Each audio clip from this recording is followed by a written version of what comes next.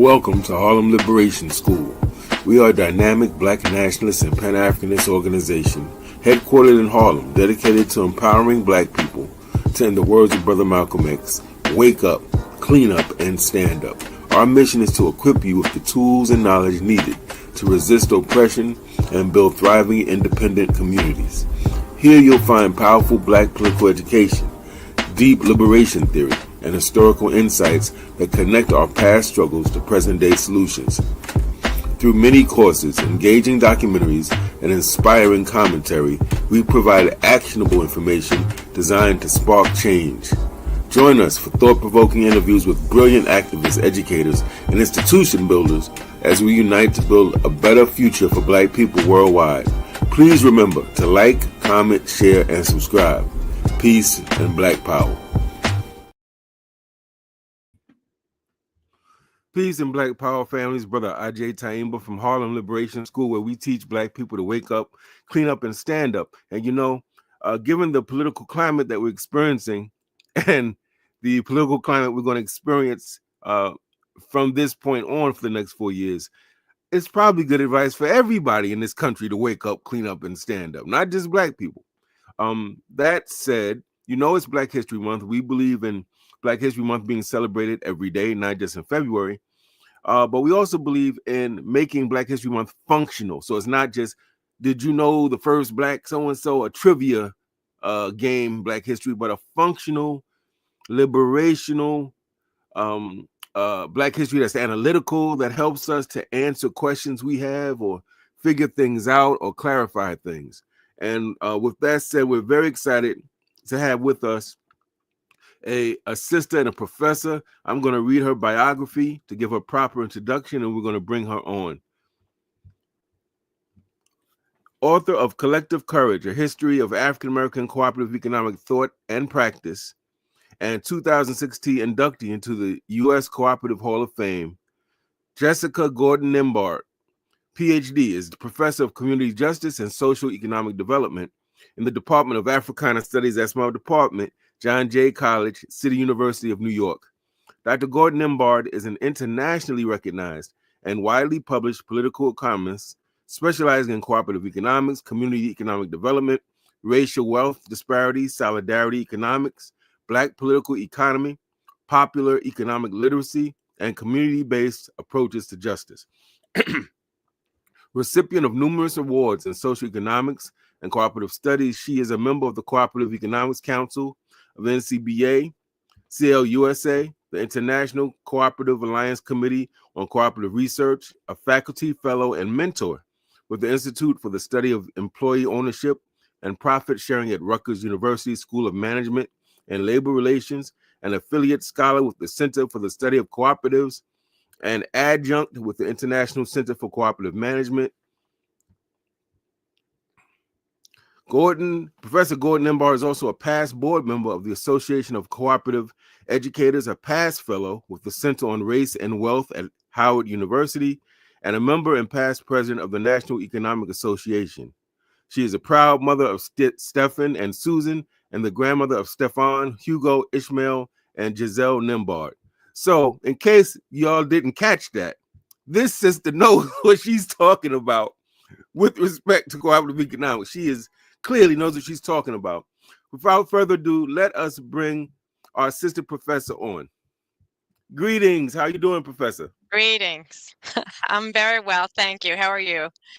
I'm well. I'm really excited about this broadcast because I think your background and your scholarship, and I would probably say your grassroots activism and organizing is very important to our listeners, those who want to go from talking about cooperative economics to actually participating in it. And I have a number of questions, Professor. I'm going to get started now. And first, we want to thank you for your time. It's very hard to find somebody that was an expert in this particular discussion. So it was very, very fortunate to find you. I'm gonna put a few things up here. I'm happy I was able to participate and really excited that you're thinking about these issues and want to know more about cooperative economics. Yes, indeed. Yes, indeed. Now, I think the first question will be, let's start with the basics. Uh, what, when we say economic cooperatives, what is that? And also, I think people want to know, can any type of business have a cooperative structure? So I guess that would be the start.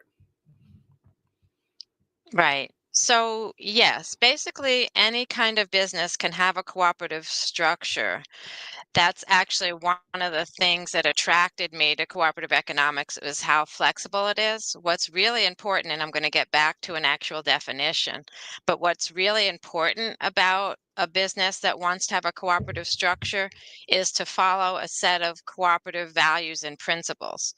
Cooperative businesses, cooperative enterprises are what we call values-based economic enterprises.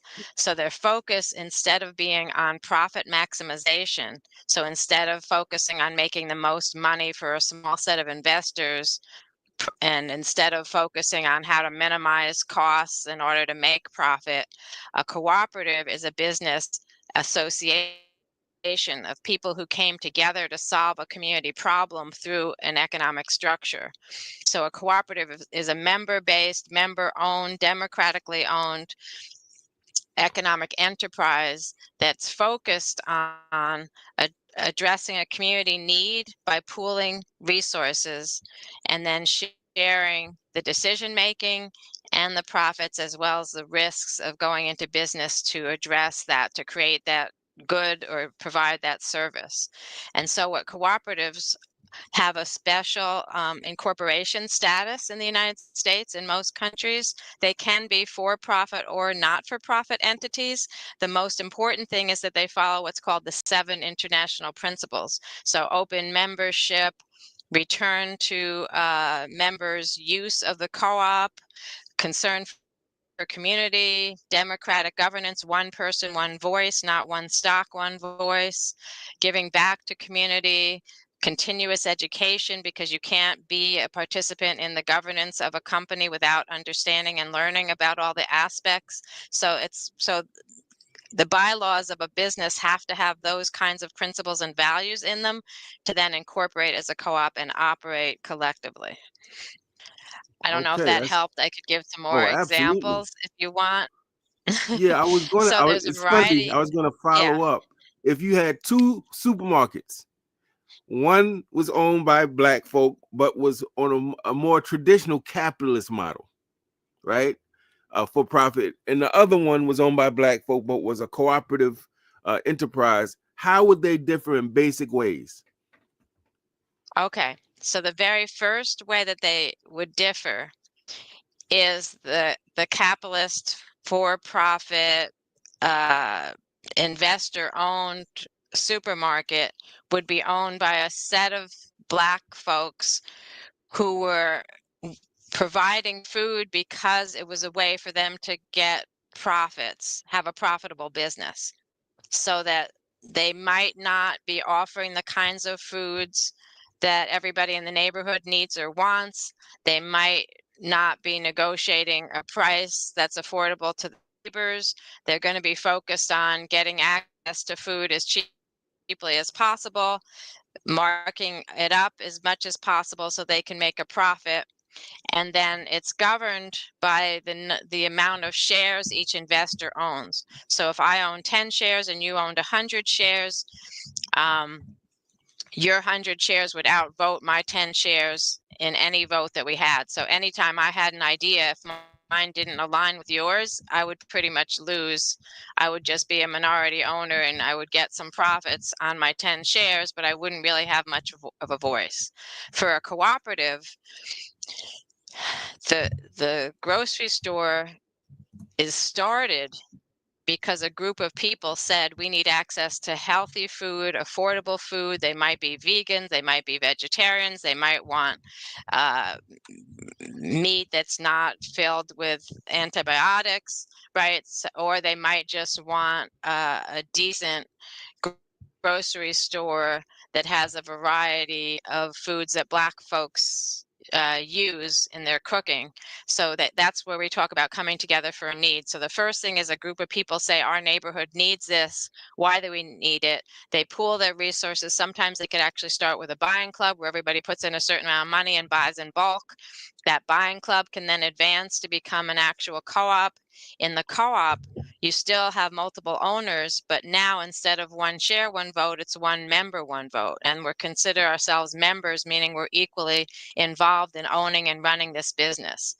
So that then the co-op, then the owners collectively decide what kind of policies they want, what kind of food they want to offer, how much markup, and usually it can be for profit or not for profit, but the idea is to make enough money to stay in business, but not to make enough money to give huge profits to the owners. And then, as I said, the other part is the governance. You have a board of director of the community owners, and they together, one person, one vote, decide on how they want to run the co-op. Some co-ops are run very democratically without a hierarchical management system, and some co-ops, the members actually agree to hire a manager who then is beholden to the community board of members. So I don't know if Appreciate that your helped to clarity. see the Yeah. difference, but yeah, Yes, the I do. difference is really in the purpose, and then the purpose, governance, and distribution. And in a co-op, Hmm. the purpose, governance, and distribution is all about the common good, what a group of people need and want. And in the other capitalist investment firm, it's all about what a small group of people want, what kind of control and money they want to make in doing this. Appreciate your clarity, I don't want you to be dismayed by the amount of people who are watching live. Our bro, it's an unusual day and time for most people, but I can guarantee you that thousands of people are going to see this video when it's recorded in the recorded version. And we thank No you for your problem. time once again. Yes. Now, given a lot of black people and a whole lot of people, but I'm focusing on black people's apprehension, despair, fear, and paranoia regarding the current political climate and jobs being taken and federal agencies, people being fired, in mass. Do you think it sounds to me like economic cooperatives are a viable alternative for a lot of people who are worried about jobs, worried about getting quality food? Eggs are costing damn near $20. It's ridiculous. Is this, as you see it from your study and Absolutely. research, okay, viable alternative? That's Yeah, very I good was to know. I was going to say it's a viable alternative, and we have lots of examples through history. We've been here before. This is not the first period of horrible backlash and attempts at destroying the government and things like that. We've had, in the Great Depression in the 30s, we had financial collapse, not as much political collapse, but financial collapse. And I have a great example in Gary, Indiana, in the mid 1930s. A group of actually teachers from a black high school came together with the high school principal because the last bank branch had closed in their neighborhood. They didn't have a grocery store, they had no gas station. Most of them didn't have jobs, and they came together to say, what can we do about this? Somebody in the group knew a little something about co-ops, mentioned it, and they all started studying co-ops together. They ended up creating a cooperative economics course in the adult education night school part of the high school. They all took the course, they all studied some more. They decided they wanted to start a co-op to address some of their issues. The first thing they did was a buying club for food, just access to food. It wasn't even about whether it was healthy or not. They needed access to affordable food. So they had a buying club. In a year, the buying club was able to transition into a co-op store. Within another year after that, their co-op grocery store was considered the largest Black grocery store in the US. So Mm. within a year, it was able to become that large. Because it was a co-op, they also gave dividends, 2% on purchases to every member. They also realized they needed financial services, so they started a credit union, which is a cooperative financial institution. They opened a second branch of their grocery store, and they opened a Wow. co-op gas station, all within a 4-year period. During Mm. the Great Depression, when some of them didn't even have jobs, but they realized that pooling that whatever resources they had, owning things together to make sure they had the kind of goods and services that they needed. And that, and so that's a fantastic example how in crisis, right, instead of people either fighting each other or not knowing what to do, people came together and jointly, right, realized a structure and a strategy to address, piece by piece, they address some of the major issues they were facing. Similar issues like that in the 1880s, which was one of our biggest backlash periods right after Reconstruction. This was when the Ku Klux Klan is starting. There's a financial problem. The government has totally gone against the Reconstruction and the civil rights era that it had gone to after the Civil War. Um, it was another prolific period of Black and white co-op development, worker co-ops, food co-ops, finance co-ops, um, working together with the new fledgling labor organizations, and so coalitions of labor. Um, these are also some of the labor coalitions that were doing co-op development and worker co-ops in construction and bricklaying, cotton mills. So every industry using this model as a way to address both the political repression and the economic challenges. Wow, that's a deep history. I remember reading or skimming, because I believe I was in grad school at the time. I was skimming a book that Dr. Du Bois wrote that I believe at the top of the 20th century was kind of chronicling all these different Black cooperatives. And I know we have a history also of these Yes, mutual aid societies. I don't know if those e- were similar, exactly. but Yes, what do you very think are similar. the They're kind of lessons? precursors. Yeah. Yeah, Well, like thanks for these are asking the poor lessons. Black people. What are the lessons from this for us today, do you think? Yeah, so I love to talk about the lessons learned because there's lots of great ones. So the first one is right that people, no matter where we are in status or in economic support, we can pool whatever we have. And pooling our resources doesn't just mean pooling actual money or cash, but we can also use our own sweat equity, our own initiative, involvement, leadership. So co-ops allow us to pool both what money we have and what energy, skills, talents, and time we have, work together with other people and address pretty much any issue. We know, and I've got examples, as I said, of the way that co-ops help people during crises, but also help people to be resilient from a crisis. So either they start during a crisis or they actually help groups to last through a crisis. Because of this pooling of resources, working together, that two heads are better than one, um, you know, working in a way that affirms our humanity and the social beings that we are. So instead of fighting each other and, you know, scrambling over scarce resources and crumbs. We're working together to try to figure out how to put those crumbs together and make bread, right? That kind of idea. So understanding that co-ops are a really good strategy, even when you don't have a lot of resources, is one of the most important lessons, especially from the Black co-op examples. The second lesson is how important it is to think about economics as a non-exploitative uh, community strategy for the common good rather than for individual gain. Because when we do it for the common good, everybody wins. And there's in my book, I was able to cover a lot of different Black scholars, leaders, and Black practitioners and activists who all talked about how important it is that we focus on the total community, not just our own betterment. Because really, especially as Black folks, we go the way our group goes, our race goes, right?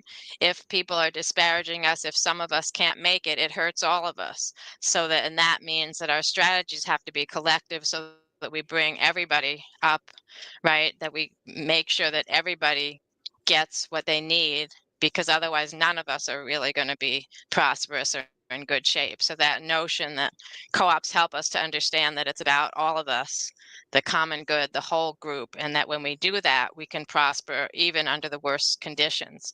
So even under enslavement, we had examples of economic cooperation and mutual aid, even if it was doing gardening together or putting together the whole Underground Railroad is technically a solidarity economics mutual aid cooperative project, right? So we were able to move hundreds of thousands of people to freedom through that kind of collective action, in addition to keeping ourselves alive with sharing gardening and things like that. During enslavement, a period when we didn't even own our own bodies, but that collective activity gave us power and helped us to survive and be resilient. So that's another lesson. Third or fourth lesson, I can't remember where I am now, would be about how important education and learning together. So again, learning together, almost all the co-ops that I found information about how they started, I learned started with a study group. So people coming together to learn together, that also helped to build trust that you need to run a business together. But it also meant that learning together already started us on a culture of kind of co-ownership of knowledge, co-ownership of whatever, so that we got used to learning, owning things, learning together, owning it together, making decisions together. And that also helped to make sure that when we did have these co-op businesses, they were strong and long lasting in most cases.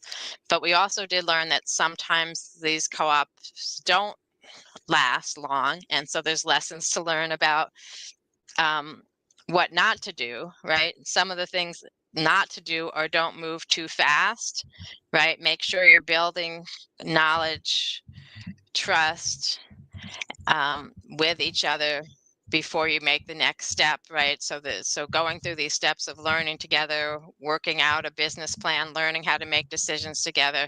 You can't skip steps when you're doing co-ops. And making sure that the co-op really operates as a co-op with those values and principles of shared governance, uh, people before profit, addressing the community need that the co-op started for, making sure you don't lose sight of those values and missions, because the co-ops that don't last very long, often it's because of that. They don't have enough of the democratic governance. They don't stay true to their values and mission. However, I also found in Black history that a lot of the times that Black co-ops didn't survive, it was actually because of sabotage by white terrorists and white supremacy. So also understanding that we're going to be under attack by white supremacy and white capitalist competition means we have to pay much more attention to all the details about how to run a business, how to run it collectively, how to keep the communications, the learning, the solidarity, how not to lose all that, and how to make sure. The other lesson is how important it is to make sure the rest of the community understands what we're doing and why the co-op's there, so that the community can protect us, can use the co-op, but also can protect the co-op. I also found a lot of instances where the Black co-op survived the terrorism from white supremacy because they had so much community support, and members of the families and community of the people who were starting the co-op were right there and said, we want this co-op, we understand why it's here, we need it, we're going to protect it both financially and physically. So those are some of the kinds of examples we learn by looking at this history. Wow, that's excellent. I hope people are this is the classroom teaching me coming out, Professor. I hope those of you watching live on the later recorded version will take notes. Will actually don't leave it to yourself to retain this. Like, take notes, because some of this stuff are things, some of you are community organizers yourself and activists that you can take back to your respective organizations. We need tenants to start, Black and brown tenants to start talking about cooperatives. We need community Yes. members, elders to talk about cooperatives. We do want to deal with food. We need to start talking about cooperatives. So I hope this is not an abstract conversation. This is something that, I mean, obviously the professor has done a lot of scholarship, so there's theory underneath it. but we have to connect that to making these things come alive in our communities. We have to get from the Donald Trump and did you hear about what happened? Or did you see the TikTok, to getting activated as is our history. We're here because we had ancestors who dealt with much worse than we did. And just as the professor told us, they found different ways, tactics, and strategies to persevere and to keep pushing. And so this is a very important conversation. Please don't turn away, and please take notes and take it seriously. We also want your comments. And if you have a few questions and we have time for the professor to answer, we'll try to pose those to her as well. I have noticed that And people are commenting. Yes, go oh, ahead, good. I Professor. just wanted to mention, I wanted to mention some co-ops in New York City's history, just to help some Black co-ops in New York City's history. You know, the Paul Lawrence Dunbar Housing Co-op started as a co-op in 1937. It unfortunately transitioned in the 30s, but it started out as a co-op. There's Garrison House, which also started in 1929. That's, I believe, still a co-op. 137th Street Housing Corporation is a Black housing co-op from the 1930s. United Harlem Tenants and Consumers Organization had a housing co-op in the 30s. There were also about 9 credit unions in the 30s, all throughout Harlem and New York City. And then we also, since the 30s, we have some other co-ops. Harlem Pioneer Cooperative Society, Harlem's own co-op was in the Dunbar Apartments. Harlem Consumers League Cooperative Council operated out of the basement of the New York Urban League. Modern Cooperative Association was a food co-op in the 40s. Morningside Heights Consumer Cooperative was a food co-op in the 50s. Harlem River Consumers Co-op was a food co-op in the 60s.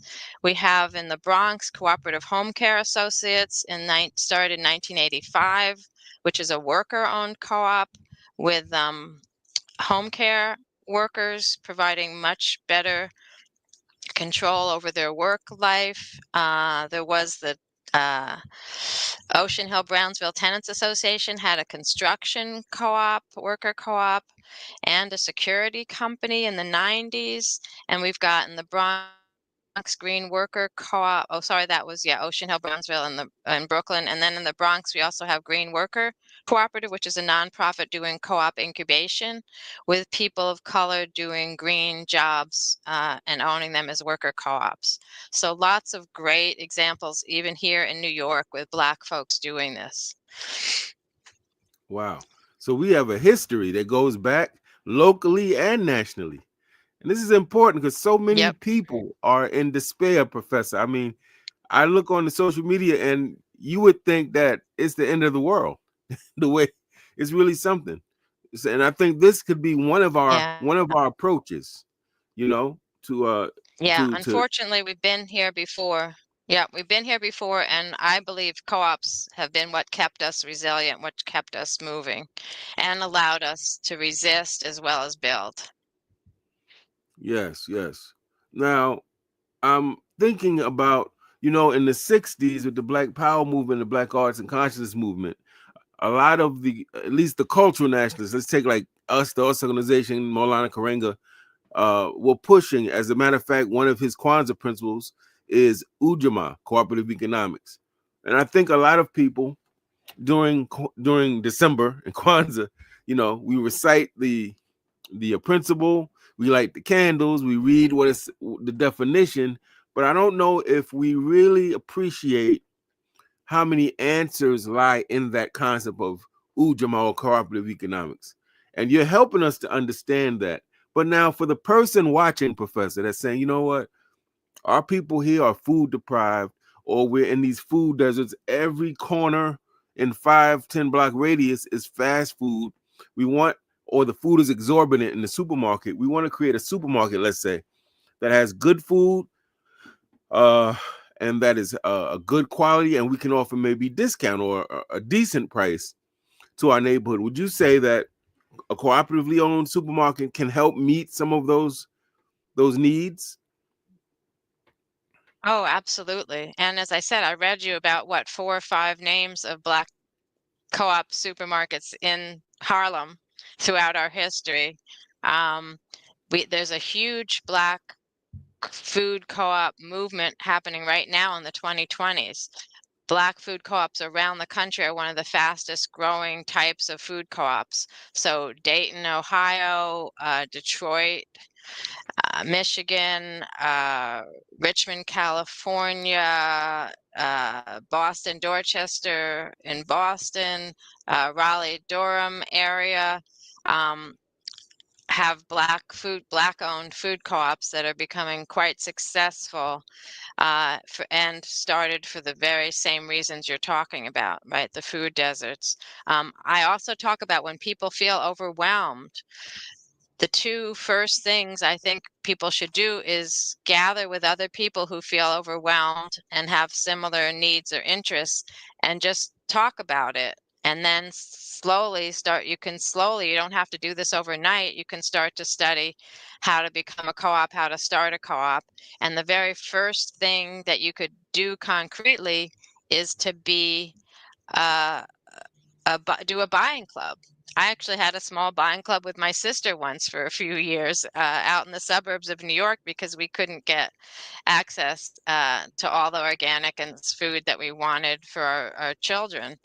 And so we asked our neighbors who wants to buy in bulk with us, and we had like 10 people. And what we did was we found a distributor, we sent around the list, everybody signed up for what they wanted, we collected the money, the distributor deposited the stuff at my parents' garage, and we went and divided it all up and gave it out. Now it is a lot of work, but it can work, right? There are distributors out there that, that a group of people could buy in bulk from, or you could even go to a neighboring town that has a co-op and buy in bulk. So the idea is that we don't have to be overwhelmed by how big it would be to start a store, right? Or to even incorporate. You can start small and build up. As I said, that group in Gary, Indiana in the 30s, that's what they did. They started talking together. Then they started doing a buying club. The Ladies Auxiliary to the Brotherhood of Sleeping Car Porters in Chicago did the same thing. They started a brotherhood buying club in Chicago during the 30s and 40s to make sure, they wanted to keep the hard-earned money from the labor that they earned as labor union. They wanted to keep that hard-earned money in the Black community. And so they said, okay, the best way to do that is to have co-op businesses that we buy from, because that money keeps recirculating. So they started a buying club, and they wanted to do a credit union and some other things. So again, we can get to the big stuff if we start small and don't get overwhelmed. And we don't get overwhelmed if we talk with other people and share, right? Share the responsibilities. Then it's not on one person. The other thing that I've really learned as I started studying existing co-ops is how important it is for us to understand you do not need one charismatic leader. I mean, it certainly helps to have an organizer and people doing the organizing, but there doesn't have to be one charismatic leader. In a co-op, we can all be leaders if we learn how to step up and step back, right? We step up in the things that we're good at, the things that we have time and energy to handle. We step back when we, and let other people step up for other things that either we're not as good at or we don't have as much time for. So everybody's a leader in some way in a co-op, if you do it right. And then that also takes the burden off. It doesn't have to be one person's money, energy, ideas, right? It takes the burden off because we're sharing all the pieces of organizing and putting things together. So it's about relationship building, developing people's capacities so that people can step up, so that we can all be responsible for pieces and one person doesn't have to be responsible for everything. And it does work. It sounds like a utopia, but if we do it right, if we communicate well, if we educate ourselves, if we learn together, if we put those principles and values about solidarity, cooperation, democracy, participation, if we operate from those values, it works, and we have great examples of it working. Professor, I am more and more happy that I reached out to you and found you to do this broadcast. I'm learning a lot, and based on the commentary in the chat, many people are chiming in.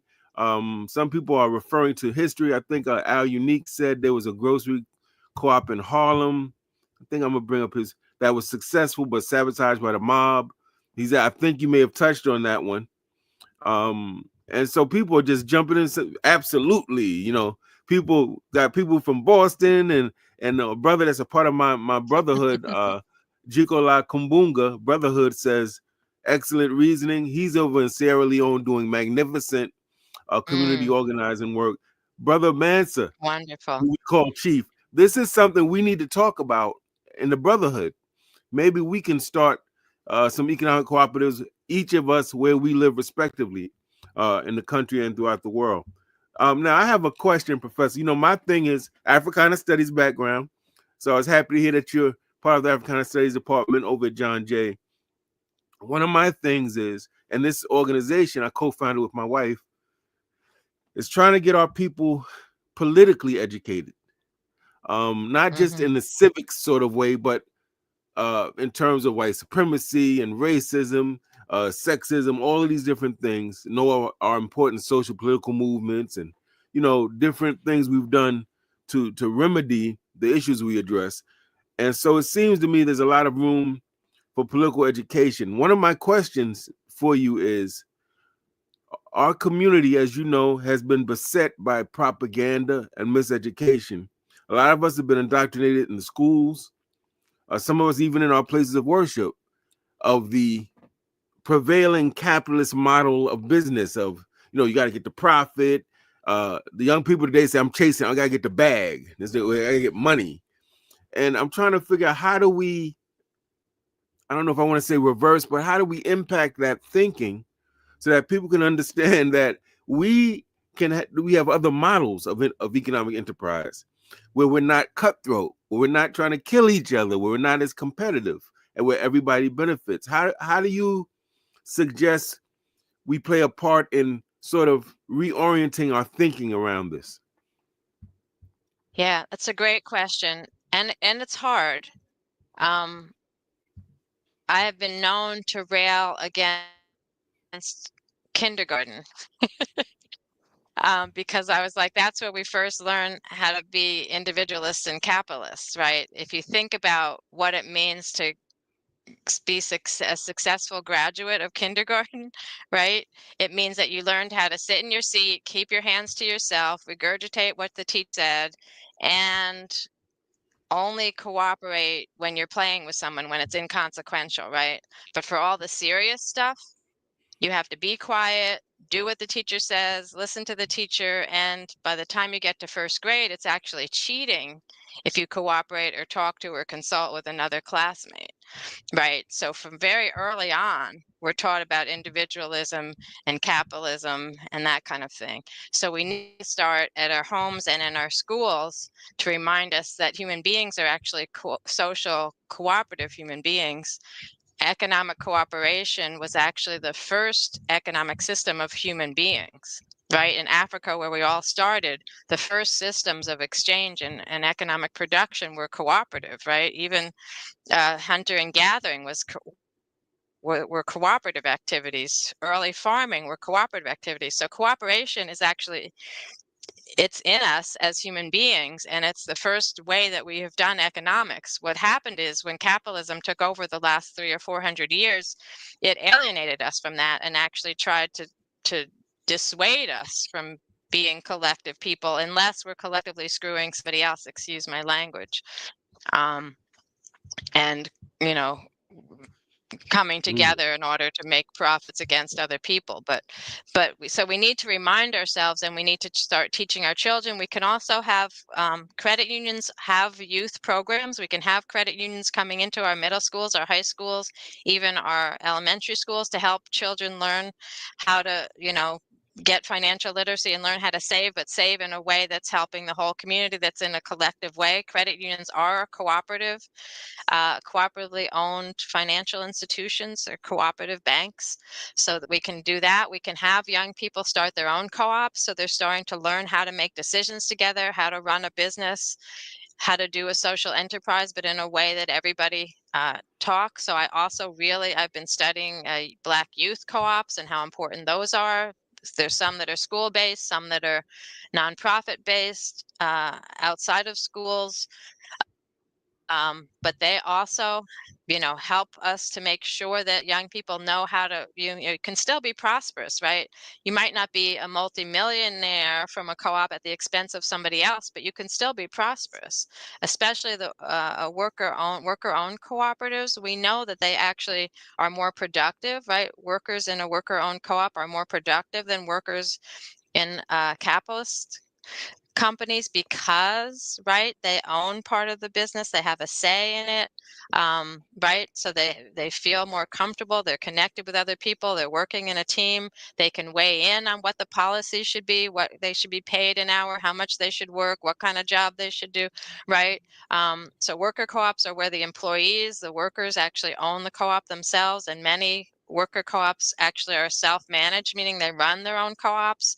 But some worker co-ops also can, again, decide to hire a manager, but the manager works for the whole collective.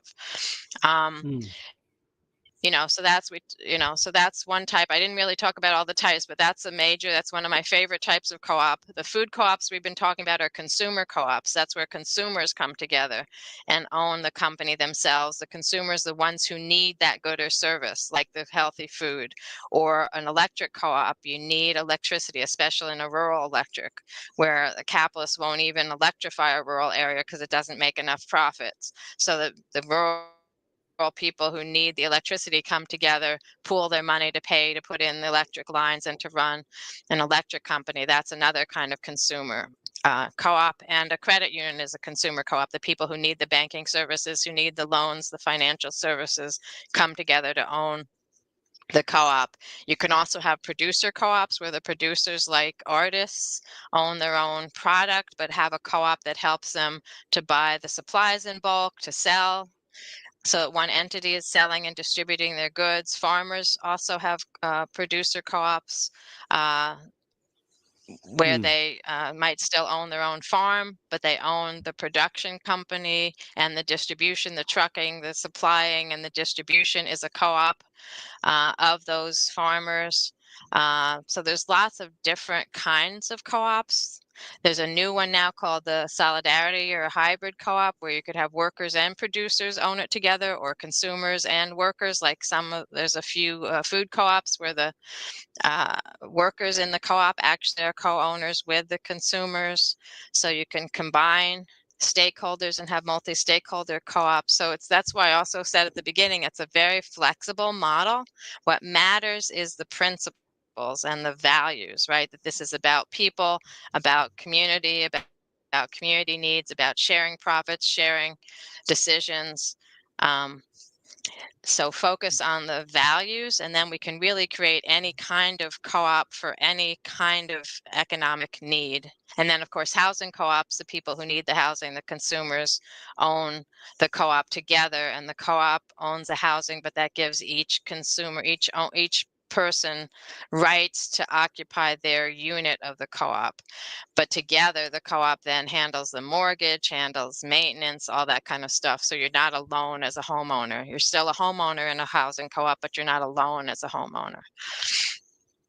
All right, that's excellent information, Professor. Now, I'm wondering, much of what we've talked about has been creating these cooperatives around serious necessities, right? Like food, maybe electricity, housing. And I'm wondering, this may be a silly question, but can Black people, brown people, whoever, create cooperatives around entertainment or those type of things as well? And do those exist to your Oh, knowledge? absolutely. Yeah. Um, so there was a cooperative theater company in Red Hook in Brooklyn. I'm Hmm. not sure if they still exist now, but they were actually they created a play based on my book called Black Conference about Wow. 10 years ago. Um, so you can have an acting company. There's lots of artist co-ops. You could probably do a co-op circus. I don't know of one, But you could technically do a co-op sports team, right? I mean, I know right now, professional sports is so commodified and capitalist, but even I'm forgetting. There's oh my gosh, I can't believe I forgot their name, but one of the football teams is actually a municipal owned nonprofit, uh, Green Bay Packers, Mm. right? They're not exactly a co-op, but they're very close to being a co-op. They're owned by the municipality, by members of Green Bay who live. I think it's the Green Bay Packers. So anyway, yeah, you could do sports teams, you could do entertainment. There's a couple of co-op movie houses that I've heard of. There's one or two co-op movie production groups. I worked with a group for a while that wanted to do a Black music production company as a co-op. So again, you get out of the commodification and the capitalist exploitation, and all the musicians can own the production company together and share the profits together. So yeah, we should. I mean, I believe in a co-op commonwealth where everything we do, right? So we live in co-op housing, we bank at a credit union, we get our food from a food co-op or a set of food co-ops. We uh, go out to eat at a co-op restaurant, right? I believe we could do everything. Everything we do economically could be done as a co-op, and I think our economy would be stronger, more resilient, and it would again make sure that everybody has a voice in things and that we all benefit, which would then mean everybody does better. Hmm. Now, a lot of people refer to, when we talk about these economic discussions, a lot of people in the Black community inadvertently refer to Tulsa and the Black Wall Street. I just want to be clear. Most of those businesses were based on a traditional model, or were they cooperatives? Now, yeah, that's people ask me about that all the time. So Tulsa, they were mostly Black sole proprietor capitalists, essentially capitalist businesses, but they were Black owned, and there was a level of cooperation in the sense of that the stores worked together. The Black folks agreed to all buy at those stores, so there was kind of a buy Black. But some of that was necessity, right? Because Black folks couldn't go anywhere else.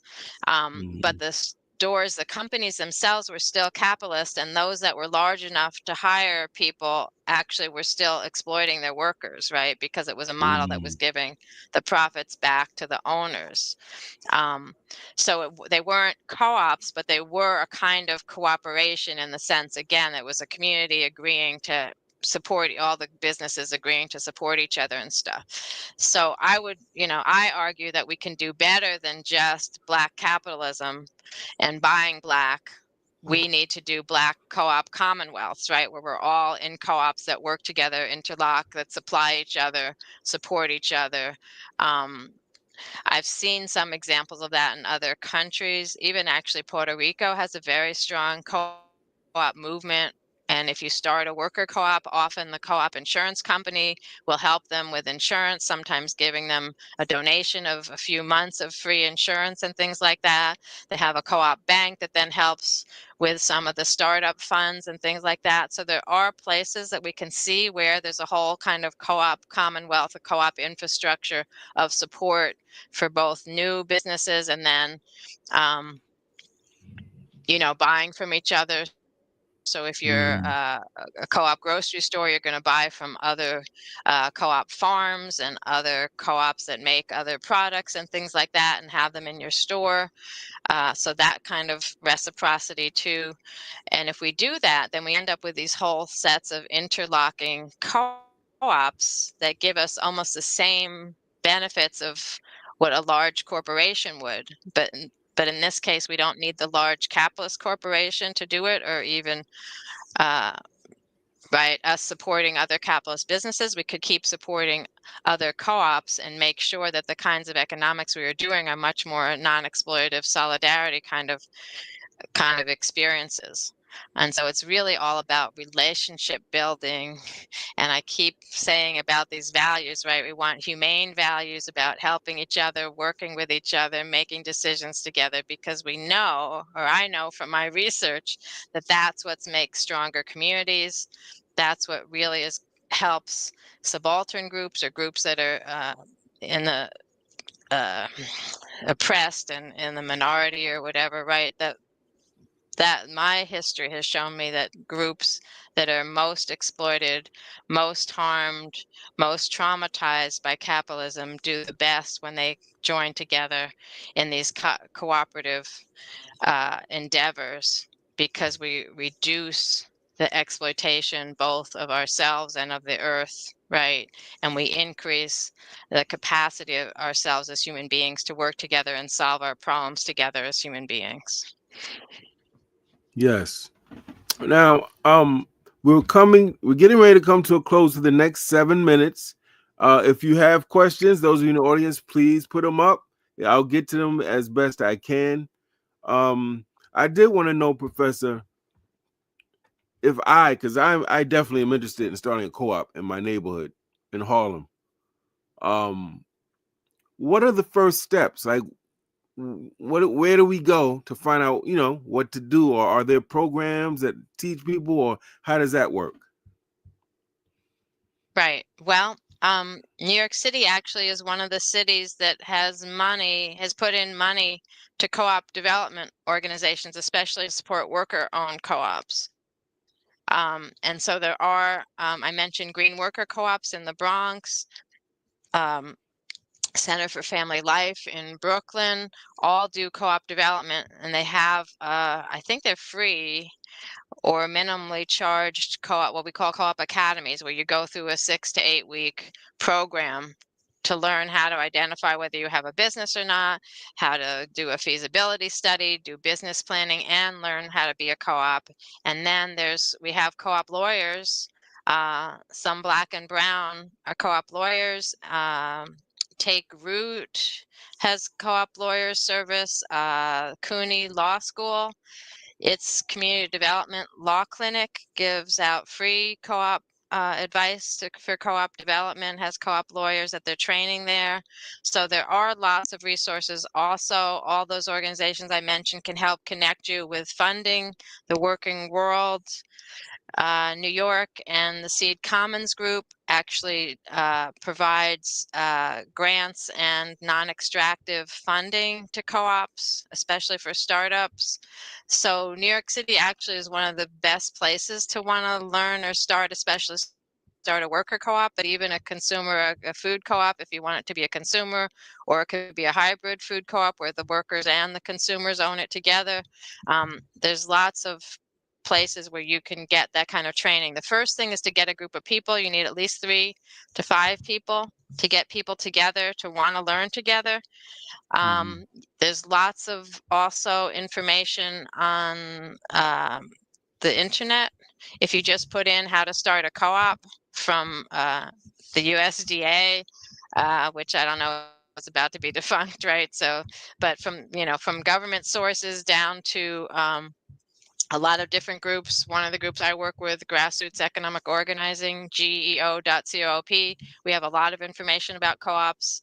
The Worker Co-op Federation, usworker.coop. If you want worker co-ops, there's the National Co-op Grocers Association. If you want to start a grocery co-op, they have a huge amount of information on their website.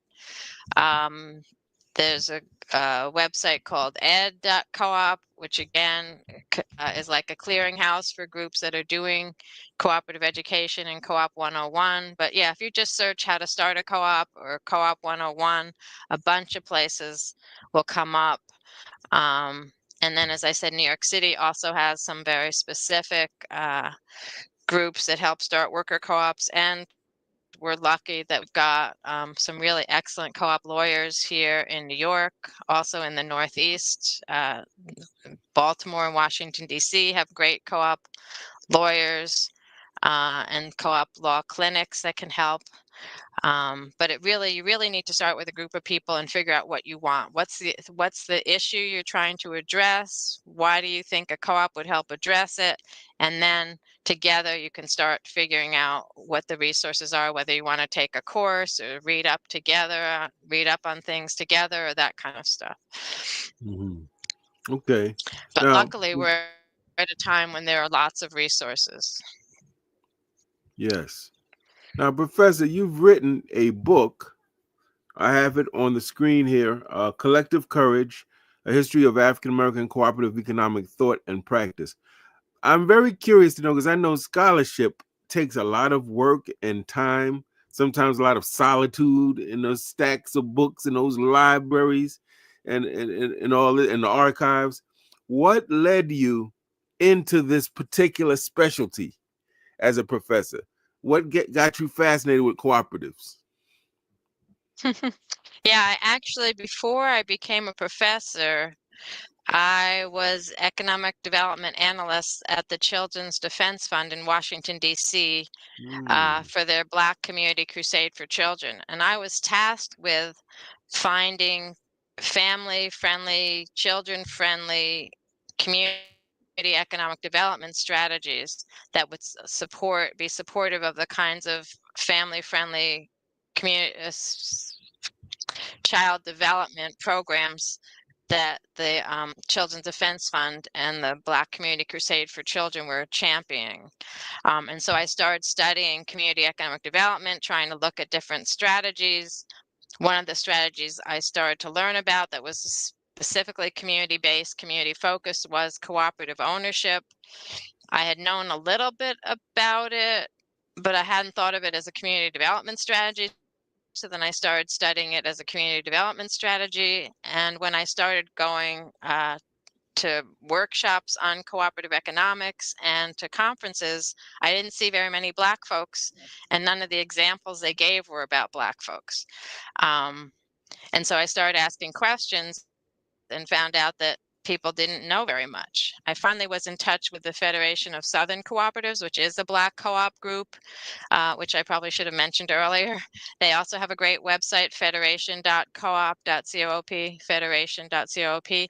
They started in the 1960s to support co-op development, especially rural co-op development in the South and Southern states.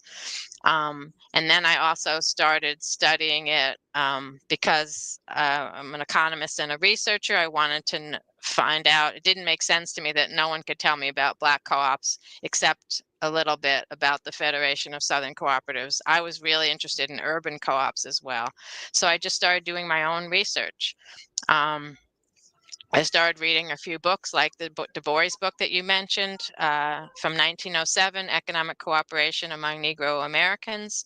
Actually, a classmate of mine in grad school in my econ program, Curtis Haynes, who's at Buffalo State University, he's the one who said, oh, read Du Bois. And after reading Du Bois, I realized that there were Black co-ops.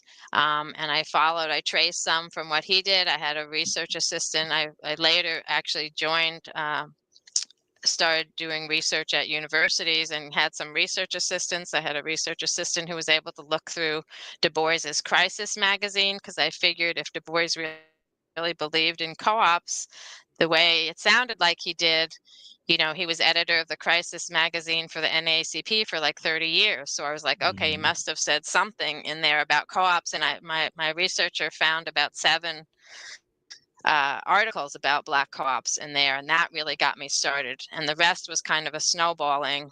I heard a name here, a co-op there, and I was able to go to archives, find them. Spent a lot of time at the Schomburg. The Young Negroes Cooperative League started in New York City and Harlem in the 1930s. And that was a group of young people who said cooperatives are the way to go. That's what's going to save the race. All Black young people should be involved in cooperatives. They started chapters all over the country. mhm, Had their first conference in Pittsburgh, Pennsylvania in 1932, where 600 people came. Can you imagine? mm, During the Great Depression, 600 young Black folks came to a conference in Pittsburgh, California to talk about Black youth, young people starting co-ops. Um, so that, and all those archives are in the Schomburg. So I spent days in the Schomburg poring Mm. over the newsletters and the incorporation papers and the letters between Ella Baker and George Schuyler, who were the two co-founders. And then I realized that I was going to have to do that in a lot of places. So every time I found the name, like I heard about the Gary, Indiana group I mentioned, I was able to read the autobiography, the memoirs of the co-founder of that, and learn more about what was happening there from him. Jacob Reddick. I ended up reading John Lewis's autobiography, and he talks about the days at SNCC when he used to do co-op development in the South. Um, Even Fannie Lou Hamer, uh, Dorothy Height's autobiography I read. I found out she went to a co-op in Harlem when she was in high school, a co-op restaurant in Harlem when she was in high school, and then ended up helping Fannie Lou Hamer to start a pig banking co-op, and then a Freedom Farm co-op. So I just it took me about 15 years to finally say I had enough information to write a book. But it was those tiny little, what we sometimes we call the snowball effect too. I would hear about one thing, and as I started learning and digging deep into that, I would find another name or another co-op, and then I would dig into that, and that would lead me to another co-op or another group or another name. So that's why I also said it's cooperative economic thought and practice, because I was able to put together what our leaders were saying about co-ops, and also finding co-ops that actually existed and learning about them. So it was a lot of work while I was a single mother raising two children, while I was trying to have a career. Um, but I did it. It was a labor of love. I have a passion for it, if you can't tell. And my book, actually, my press just issued a 10th anniversary reprint edition because it was still selling so well after 10 years. So I thank all of you people who have bought it, read it. And I'm working on a graphic novel version, because I also do want a version that's a little bit more readable and approachable, especially to young people. So hopefully next year, or by the end of this year, we'll have a graphic novel version also.